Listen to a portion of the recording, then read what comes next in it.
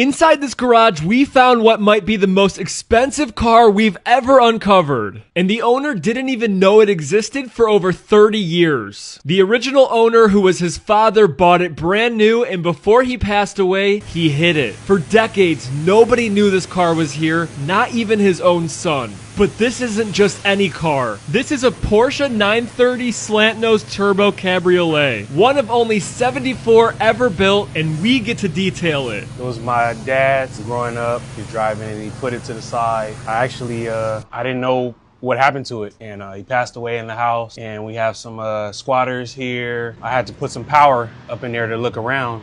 And so I had to get into the garage to see if there was another outlet, and I just saw it in here. So this is the car that you remembered from your childhood? Yeah. And then he never told you still had it? Nah, he always talk about it, but I never knew where it actually was. So now that we're able to get the seats out, we're going to start by doing that, and then we're going to get all the trash off the floor, and then we're going to vacuum everything before we start actually cleaning the interior. And look what we found on the floor, NBA 2K1 for the Dreamcast.